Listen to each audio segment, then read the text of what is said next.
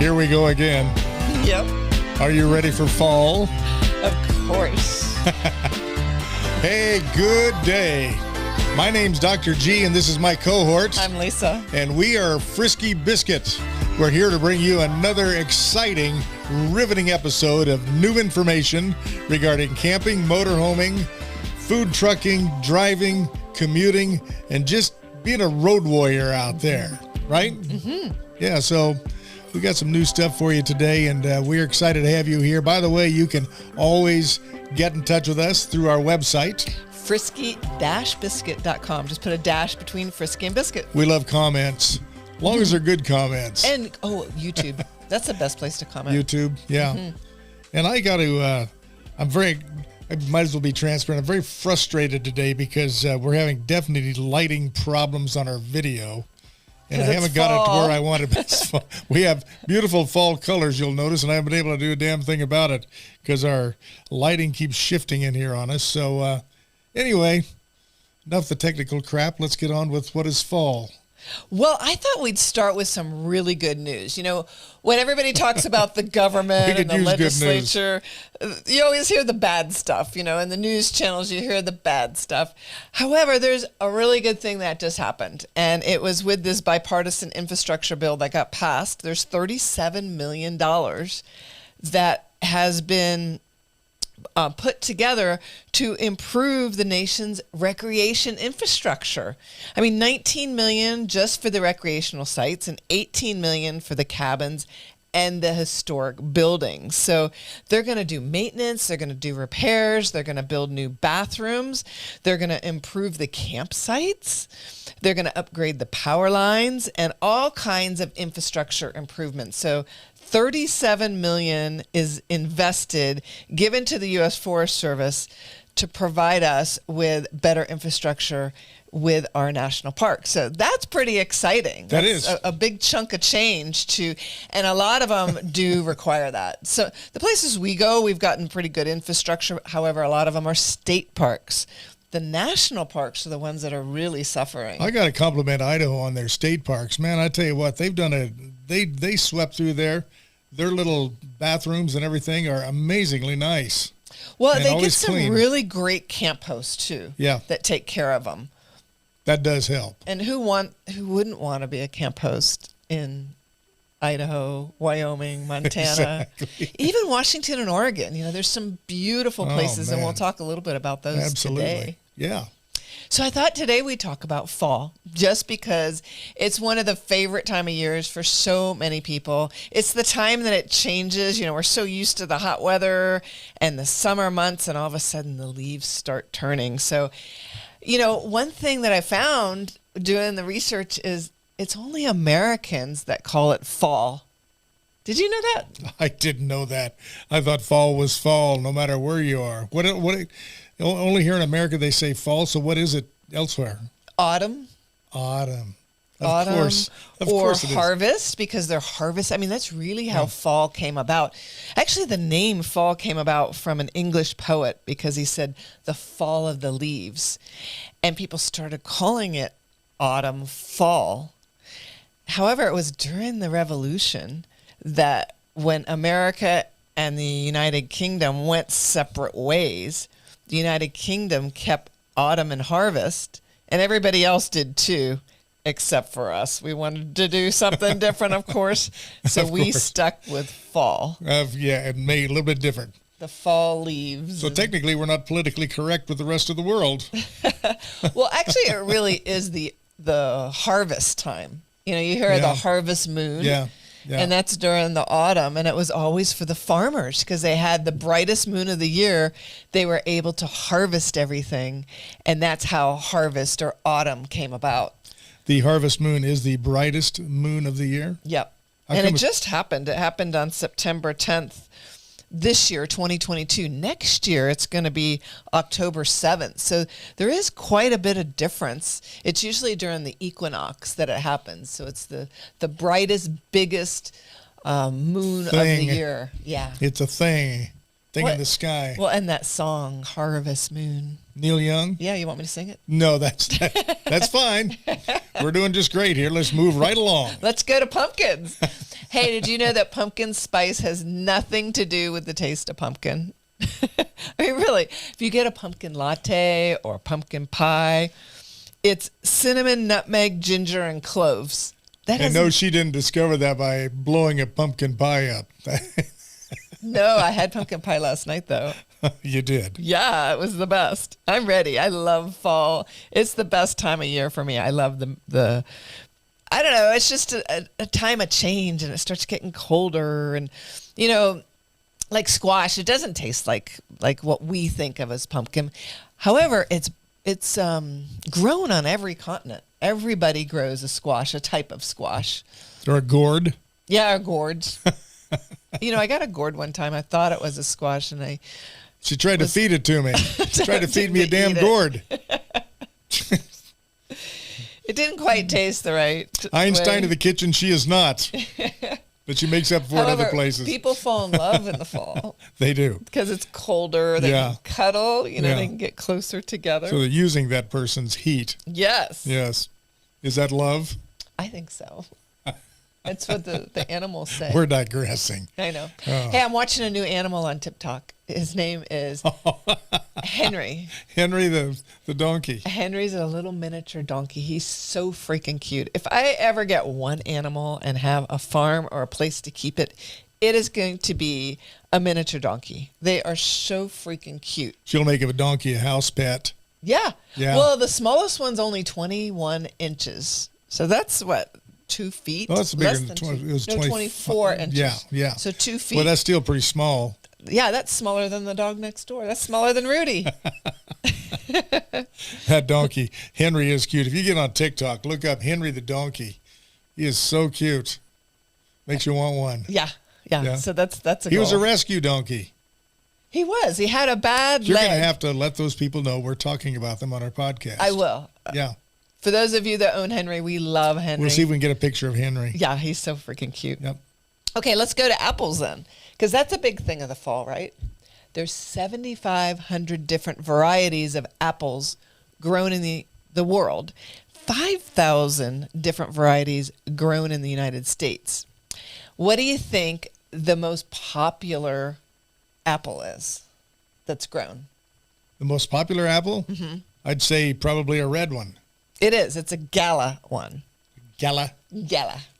That green one, the Granny Smith, is, they say, the most healthiest one. Who names these apples? Granny Smith. Well, 7,500 varieties, you'd have to be imaginative. There's that many varieties of apples. Yeah. The ones that grow the best apples in the world is China. What does this have to do with RVing?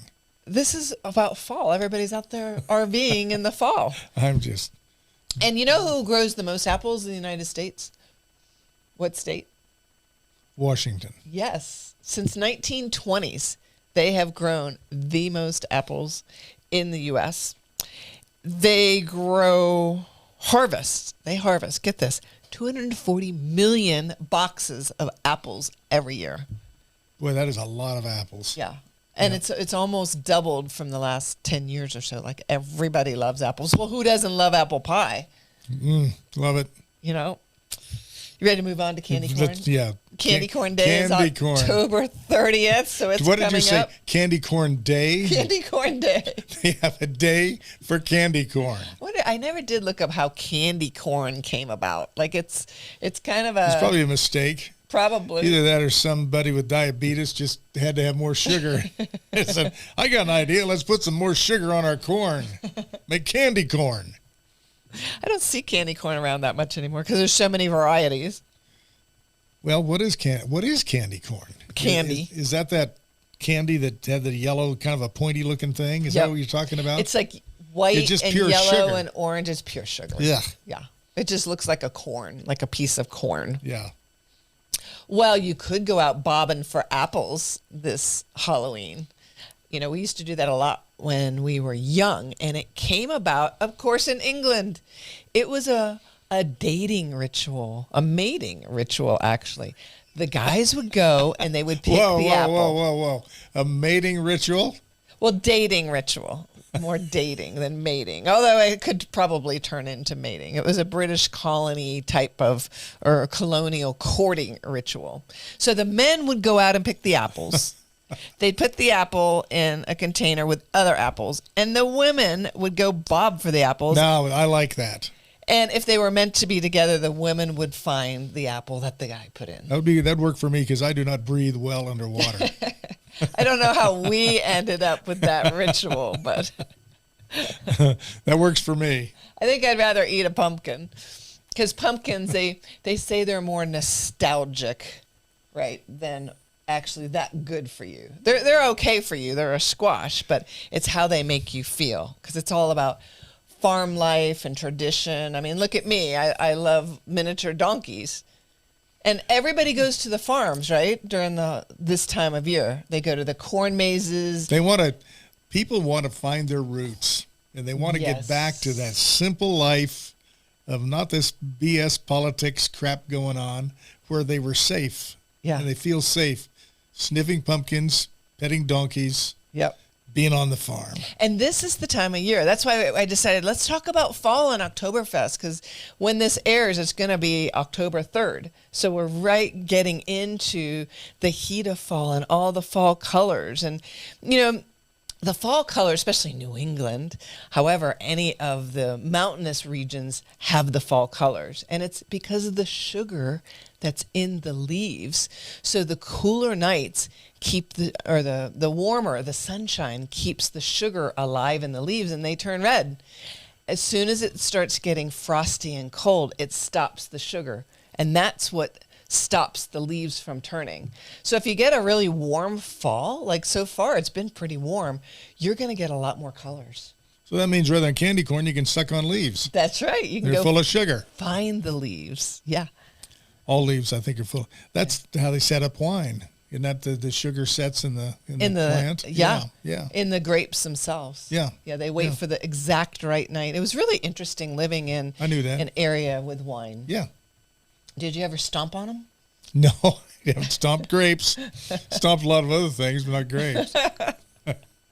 Yeah, me either. I don't know if they appreciated it, but anyway. It's also a really good time in the fall. Right now, the Aurora Borealis. You can go see it at this time of year. I wonder why this is the best time of year for that. Did you ever figure that out? Yep. They say the geomagnetic storms, they're twice as likely at this time of year during the fall to be frequent. And that's what produces the light shows. So go cruise around this year, see if you can find them. Look for a geomagnetic storm and the Aurora Borealis. Just look up. Well, it sounds like Florida. By the time this is aired, it'll be over in Florida and the big storm. Wow. Wow, I was just looking at pictures. I grew up in Florida, and I grew up in Tampa Bay, right where north of where the epicenter hit. And all those years, we would huddle in the garage. We had a couple of years where the water rose. I'm sure the house that we grew up in got flooded out. I'm sure of it. And I'm sure most of the houses got flooded out because Florida's a swamp. It's really low. And we never had that type of hurricane. It's a 100-year hurricane. Or 500-year flooding is what they're saying. Makes me wonder why anybody would want to live there because it seems like this goes on every year. It does. And it's sad. Florida has the most epic beaches on the planet. And if you're a water person, it's Hawaii and Florida. Those are the two places in the Caribbean and the Bahamas that people go. But Florida has the most powdery white sand beaches that you can find. By the time this gets on the air or posted, that we're going to trust is going to be over with. But our hearts and thoughts do go out to those folks down there in Florida because there's just nothing good about that.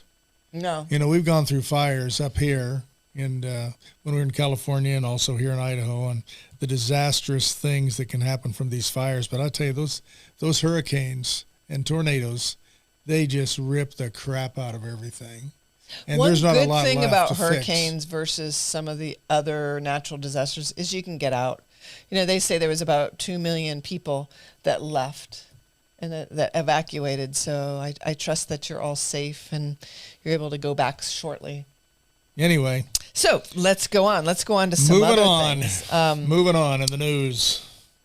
Okay, the ancient people, the Celtics, this is how costumes came about, actually. The Celts believe that on the 30th of October, right before Halloween, there was a bridge between the living and the dead would come out. So they would put on costumes to go scare off these ghosts.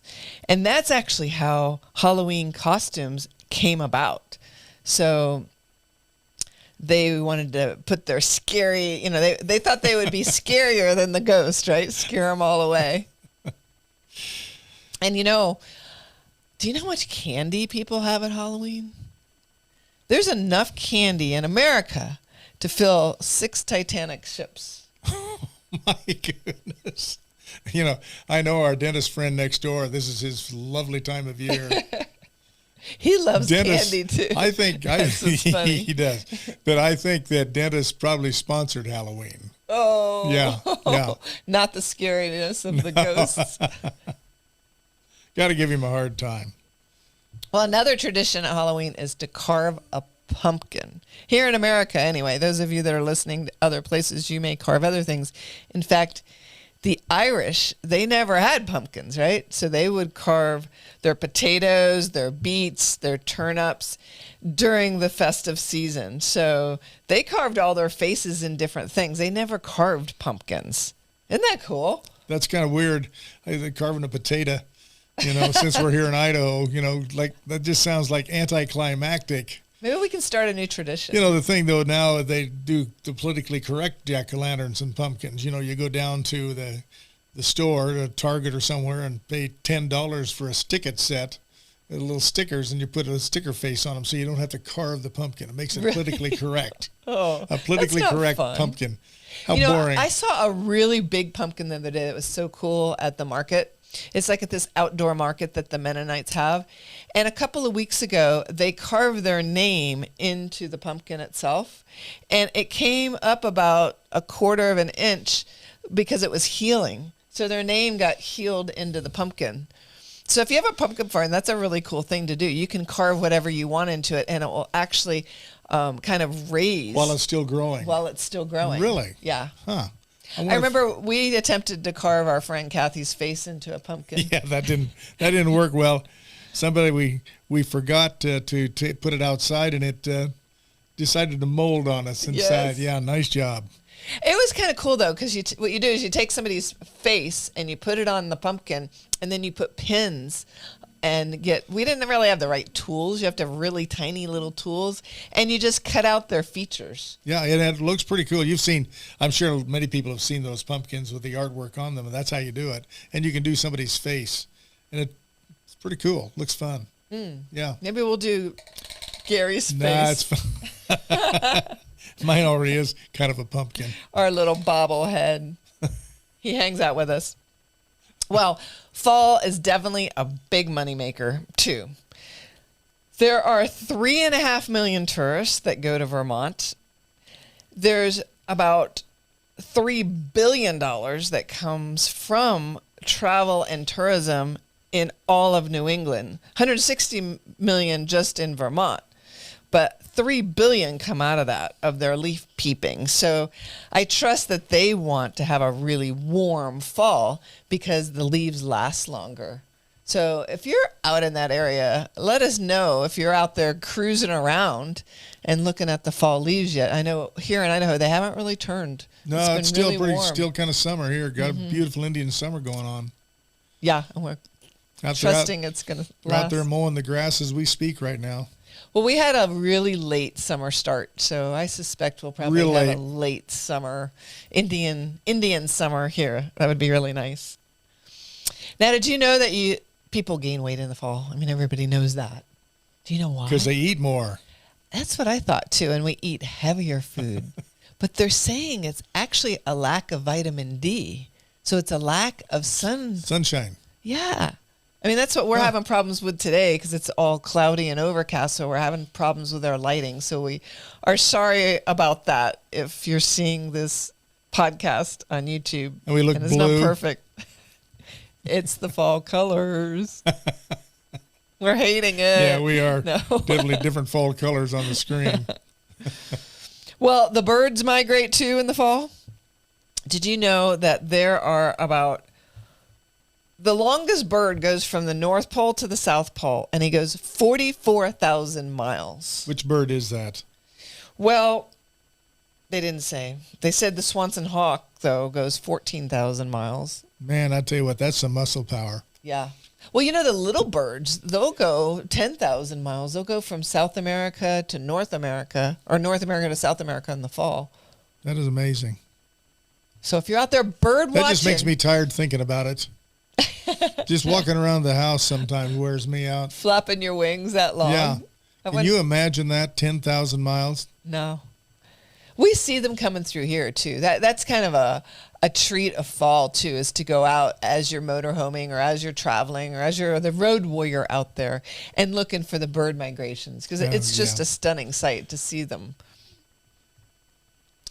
Well, this is kind of going kind of slow today. Would you call us? Call us on the phone. Say what you want to hear. They can't call us on the phone. This is taped. That's true. Oh, man. Okay, well, go catch a falling leaf. This is what happens when Lisa does not have enough coffee in the morning. Yeah, and I didn't have an interview this week. She got up this morning and just sat there and stared. And we had to do this podcast.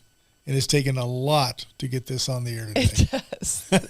This week especially. I think it's because of the weather. I think a lot of it had to do with your hair deal yesterday. Oh, well, that I think it wore you gives out. me more energy. Yeah. We're leaving this weekend, so we're doing this on a different day. So maybe that. We're going camping. We're going to go to Three Island Park. I don't know if that's smart telling anybody where we're going to go. Yeah, it's a state park. We barely got in. There's hundreds of sites there. Beautiful. And it's beautiful, and it's always booked on the weekends. And, that reminds me, if you want to go out there, forget what you hear about not finding camping sites. We have found a camping site every time this year at the last minute. And this is one of those. And it's a Friday and Saturday. It's not during the week. And they've been amazing camping sites. Yeah. In fact, we have got to go pretty much anywhere we wanted to go. Part of the key is just be willing to be flexible and go last minute and just check things out, but people cancel. And we've got some amazing campsites. It's like that song, Go Where You Want to Go, See What You Want to See. You're just got to sing. I like to sing. I'm not the best singer. Although my grandmother, my mom, and my sister were singers, so it's in there somewhere. I just haven't quite got it yet. It missed you. Yeah. Yeah. And my dad. Yeah. They're always like, sit down, don't sing. So anyway, go catch a falling leaf. It is supposed to be really good luck. They say as many leaves as you caught in your hand in autumn are as many happy months that will follow. We better get our butts out there. Yeah. Yeah, so go catch your leaf. And go look for Johnny Appleseed. He was a real guy. He actually was, of course, overseas again in England. They're always in England. That's where our roots are here anyway. But he would go, actually he wasn't in England. I got all my information messed up. He was in the States. He used to go from state to state. Johnny Appleseed was in the United States? Yes. Let's Slow down. start over. You want me to go get you a cup of coffee? No, I'll just keep going. Anyway, Johnny Appleseed went from state to state. And what he did is he went from nursery to nursery and from people's places, and he would fix their fences, he would plant their trees, and do things to protect their livestock. That was his thing. He loved doing that, and he loved sleeping outside, and it became kind of the good old boy phenomena. He was really just a guy that liked planning stuff, but after he passed away, they made this big theme and fall festivals and made a big deal about him because he was such a nice guy, right? He'd come along and he'd fix your fence and he'd plant trees, and he just wanted to make things beautiful. That was his thing. I wonder if he wore lumberjack clothes. He probably did because he was outside a lot, right? He slept outside. He loved being outside. He was a real guy, though, huh? He was a real guy. I thought that was like a legend, like Jack and the Beanstalk kind of a thing. I know, I did too. But then I looked him up and I was like, oh, he's a real guy. He planted all those Johnny Appleseed, all those apples that we have, probably those 5,000 varieties, making cobbler out of. He's a busy boy. Yeah, and it's cobbler season. Yay. And it's knitting season. Yay. Moving on. I'm a cross stitcher, so I have to throw that in there. Okay, so let's go to some places that you can go. All right. In the fall. That sounds good. There are some amazing places to go in the fall, and Lisa's done an amazing job researching this for your edification. Yeah. So the first one, and I did this a little while ago, so I trust this one's going to happen because it is amazing if it does. It's in Fort Myers. It's in Florida. So we trust and pray that this was going to happen this year because it's happened every year. They have the Sand Sculpting Championships in Fort Myers on the beach. And unfortunately, that's where the hurricane came in. So I'm hoping, trusting that that's going to happen. What time of year do they do that? It's going to be later on towards the end of October, beginning of November. Boy, and we'll see if it might happens be iffy this time around. It's amazing, though. If you have not seen that, it's worth traveling there if it all works out this year. If not, look for it next year. 7 miles of beach, and they have everything from life-size character cartoons to towering dragons. I remember one that was actually a sand castle that you could walk through the castle that was a couple stories high, and they had a train that was running through it, and it's amazing to watch them too. They take about a week to put all of these up, and the artists that are out there are just incredible. How long do they last after they've been put up? It's a good week or two, and then they knock them all down, or the water comes in and gets them. But it's amazing. It's not just your normal little tiny sandcastles. These are as multi-stories high. That is amazing. Yeah. So that's one thing you can do is the sand sculpting Championships. championships. That's in October. That's in Fort Myers. It's at the end of October. So you Frisky Biscuit listeners and watchers down in Florida, as soon as it dries out down there, they'll do that probably, if they can do it this year, just to cheer everybody up. Yeah, and take a picture if you're down there and send it to us, because it is an amazing, amazing festival to go to. The other thing some of our friends did just recently, and it's for a couple of weeks in every October, is to go crabbing. Dungeness crabs along the Oregon coast. There's all kinds of places that you can go. You can go year round, but they're bigger and you have more meat in them during the October months because it starts getting cooler. So that's something, it's the best time of year in the fall to go crabbing, or autumn as they say overseas. And you can find enough to feed your family. So they said they tried to freeze it, but it doesn't work so well. You just got to eat it. It kind of loses its thing when you freeze it, doesn't it? Yeah. But Dungeness crab. Crab's got to be fresh. That is amazing. Yeah. Then you can go to the other side of the United States and go over to see the elk in the Great Smoky National Mountain Park. And that's located on the corner of Tennessee and North Carolina. There's over 500,000 acres, so 500,000 acres in the park. It's the biggest park that we have. They get 14 million visitors every year. And it's the last wild herd of elk in North Carolina that roam the park. And during fall, what do you think? It's mating season. So you're going to hear them bugling. You bring that up a lot today. Yeah, they're going to be fighting over the females. This mating thing. Yeah. Heck yeah, it's fall. Remember, everybody's more cozy in the fall? Well, so are the elk. They're making their little babies out there. So that's pretty cool. I've never done that, but I'm sure it's really cool. I've seen a lot of elk up in Banff and up in the Canadian Rockies. We got a lot of elk right here in Idaho. Yeah. So go out and find them. Like your hairdresser girl, they went and got them an elk with a bow and arrow the other day. Yeah, 8 point. That happens here, you guys. Yeah. They'll be eating elk all winter. So it's pretty good. They just shoot one, and they do their own prayers for it, and then they get to be able to feed their family for the rest of the year. Just like the Indians did. That's right. Exactly. That's right. Okay, you can also, let's hop to the other side again. Let's go back to Washington. If you have not been to Leavenworth, have you ever been to Leavenworth? Never.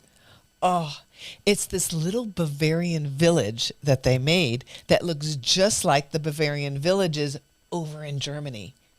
And they have all kinds of festivals during October. It's in the Cascade Mountains, so it's just a gorgeous drive to get there, so you'll probably see all the leaves. And it's been going on for over 20 years, and they have all kinds of festivals, food, apple cider, the oompa music, and their dresses that they wear. It's a great place to go. So if you're on the West Coast, go check out Leavenworth. It's really well done and well worth seeing. It looks just like a Bavarian village. There's a place in California like that called Solvang.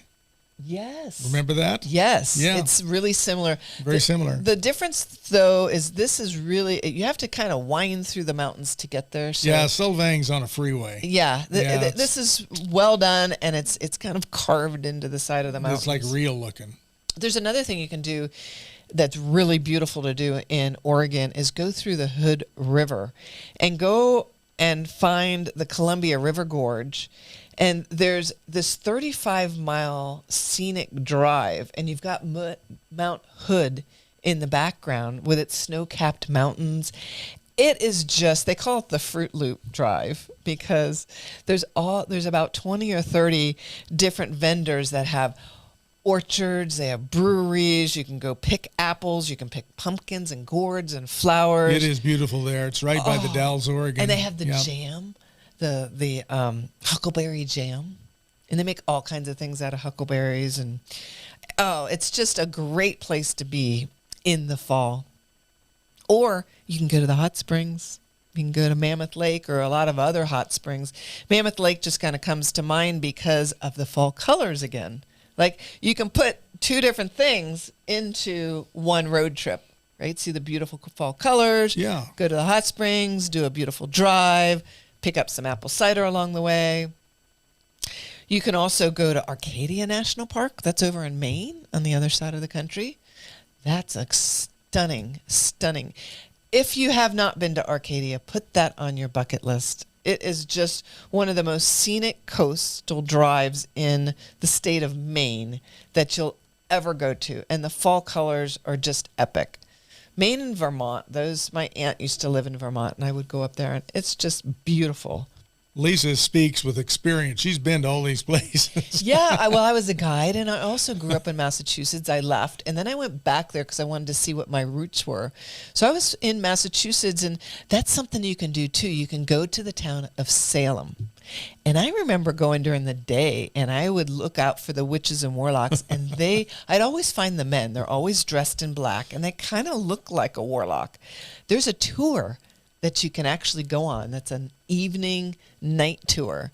And they take you back 400 years of history in your mind, of course, in your imagination. They talk about it, and they go to where the Salmon witch trials took place, which is kind of creepy and eerie. Very creepy. You know, what they did to those poor hundreds people. of people that were accused of witchcraft, and there was about 20 of them that were hanged in that area. But the tour, it's kind of a legendary nighttime tour that takes you through all of Salem. And Salem's a really cool place, and it has some really cool people. So if you want to do that, that's in Salem, Massachusetts. You can also head down the coast into Georgia. Not right now. Just check the weather before you go. Every fall, there's a little Bavarian mountain town in Helen, Georgia. That's really cool that they have this beautiful Oktoberfest celebration. And, of course, the biggest Oktoberfest is where? Bavaria, right? Munich. 187th year this year. In fact, when this airs October 3rd, it'll be the last day of it. It's usually 16, 17 days, so about 3 weeks. Did you ever go to that? I haven't been to that. I'd like to. I want to eat one of those great big pretzels. My mom used to love those, and you put mustard on them. But it's a really cool festival. You know, I looked it up. They had 17 large tents and 12 small tents, and all these tents have this motif of Bavaria, so they're all different, and they each hold hundreds and hundreds of people, and they're beer tents, and of course you've got amazing food. They in 1881 was the first roasted chicken outlet because they had to feed all these people. It right? wasn't Chick-fil-A? No, and that's their theme now is to have your beer and eat your roasted chicken, and it came about. It was really kind of cool how it came about. I didn't know this. It was a member of the Bavarian National Guard.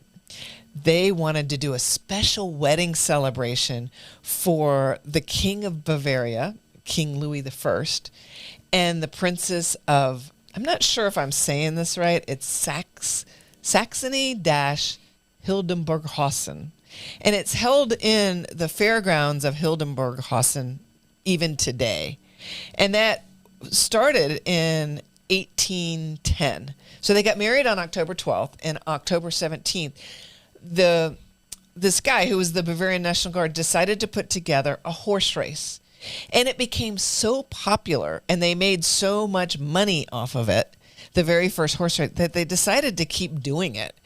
They only stopped in World War I. They stopped a little bit in World War II.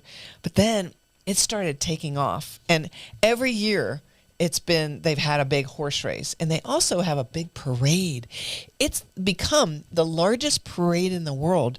There's 8,000 different participants in the parade that take place. Wow, that is a big parade. I know. So if you ever get there, unfortunately, it's already done this year, but it's the end. It's usually in September for 3 weeks, sometimes the first week of October. So it's about 16, 17, 18 days that it takes place. And check it out before you go. You have to take shuttles. There's not a whole lot of parking, of course. There was, 6 million visitors that came last year. That's amazing. So there's plenty to do in the fall. Oh, my gosh. You just got to move around a little bit. It's such a great time of year to go. And we even have our Oktoberfest next Friday? Yeah. Here in Twin Falls, Idaho. Yeah.